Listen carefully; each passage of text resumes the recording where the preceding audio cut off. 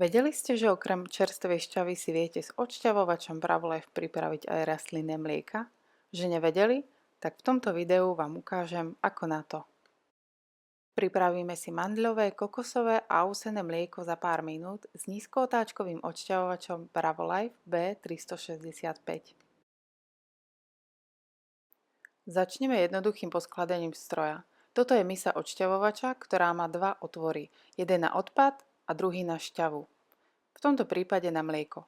Na spodku nájdeme oranžový silikónový uzáver, ktorý musí byť pri každom použití odšťavovača zatlačený v otvore, aby sme zabránili pretečeniu.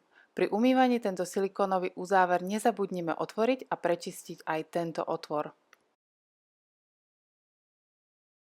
Na mise odšťavovača sa nachádza biela šípka, ktorá sa nachádza aj na tele odšťavovača. To nám uľahčí umiestnenie. Misu dáme na telo odšťavovača tak, aby boli biele šípky nad sebou. Jednoduché však? Ďalším krokom bude umiestnenie sitka do misy. Na výrobu šťav a rastlinných mliek použijeme oranžové sitko. Sitko vložíme do oranžovej násadky. Na sitku sa nachádza červená bodka. Tá sa nachádza aj na mise odšťavovača. Už asi viete prečo. Presne tak. Červená bodka na červenú bodku a máme istotu, že sitko je presne tam, kde má byť. Uistíme sa, že sa sitko nehýbe a je pevne ukotvené. Prichádza naša hviezda, slávny šnek. Tento kus silného BPA-free tvrdeného plastu nám ubezpečí rozmletie zeleniny, ovocia, ale aj kokosu či orechov. Jednoducho ho vložíme presne do stredu misy a zatočíme s ním v smere hodinových ručičiek. Hrdlo odšťavovača s extra veľkým až 7,5 cm plniacim otvorom príde na vrch. V hrdle odšťavovača nájdete mierne ostrý predeľovač, takže nemusíte ovocie a zeleninu krájať na malé kúsky. Znova malá pomôcka, červená bodka na hrdle odšťavovača a červená bodka na mise odšťavovača. Položíme ich na seba a hrdlo odšťavovača zatočíme v smere hodinových ručičiek, až kým nebudeme počuť zakliknutie. Výborne. Stroj je poskladaný a pripravený. Mandľa a kokos sme si prepláchli a namočili do vody na 2 hodiny. Ku odšťavovaču patria aj dve nádoby, jedna na šťavu alebo mlieko a jedna na odpad. Začneme mandľovým mliekom. Hustotu mlieka si určite sami. Ak chcete mlieko hustejšie, použijete menej vody. Ja používam 100 g mandlí na 600 ml vody. Zatvoríme otvor na tekutinu, zapneme odšťavovač a na beračku naberáme spolu vodu aj namočené mandle. Ako vidíme, šnek nemá s orechami žiaden problém a za pár sekúnd sú rozdrtené. V mise odšťavovača sa miešajú rozomleté orechy a voda a vytvárajú snehobiele rastlinné mlieko. Tento postup opakujeme, až kým nemáme plnú misu mlieka alebo kým nám nedojdú orechy. Z otvoru na odpad nám vychádza suchá mandľová drť. Tu určite nevyhadzujte. Môžete ju vysušiť a použiť ako mandľovú múku, pripraviť si z nej roh guličky alebo ju pridať do smoothies. Keď máme misu plnú, ubezpečíme sa, že máme pod otvorom nádobu na mlieko a do nej ju vylejeme. Mandľové mlieko si môžeme osladiť alebo pridať čerstvú vanilku.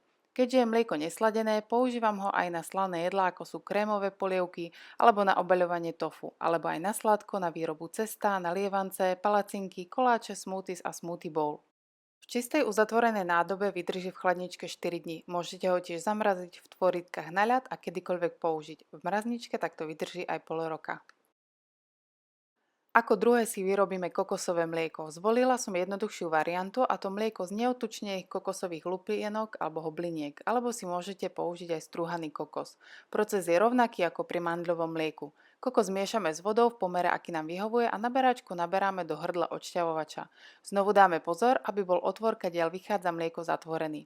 Ak chceme použiť čerstvý hnedý kokos, ubezpečíme sa, že do odšťavovača nevkladáme tú tvrdú hnedú časť.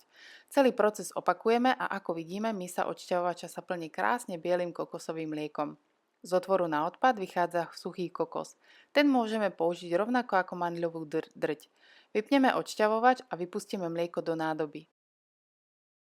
Kokosové mlieko používam na domáce kakao s raw kakaovým práškom a škoricou a kokosovým sirupom alebo do slaného chili curry. Ako posledné si pripravíme ovsené mlieko. Ovsené mlieko je samo o sebe veľmi husté a preto nie je potrebné ovsené vločky namáčať. Môžete použiť aj vločky pohánkové, v tom prípade ich ale na pol hodinu namočte, keďže sú tvrdšie. Vločky a voda vytvoria prírodný slis, takže výroba mlieka zaberie o trošičku času naviac, keďže mlieko sa dlhšie prediera cez sitko.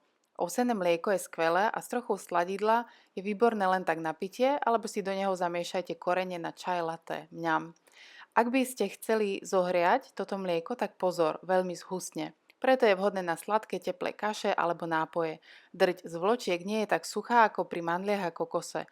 Túto drť môžete použiť na domácu kozmetiku, na prírodnú výživnú masku na tvár alebo ju zmiešate s kokosovým olejom a hrubším cukrom na voňavý domáci peeling. Verím, že bolo toto video pre vás prínosné a dozvedeli ste sa niečo nové. Rastlinné mlieka si viete pripraviť napríklad aj z kešu, vlašských alebo makadamiových orechov, zo slnečnicových semiačok alebo z konopných semiačok. Ak by ste chceli vedieť viac o tom, ako spracovať drť z výroby rastlinných mliek, napíšte nám prosím pod video. Odšťavovač obsahuje 3 sitka, jedno na výrobu čerstvých šťav a rastlinných mliek, jedno na výrobu smoothie a jedno na výrobu domácej zmrzliny zo zmrdnutého ovocia. Skvelé však! Odšťavovač B365 si môžete podrobne prezrieť, poprípade objednať na www.bravolife.cz.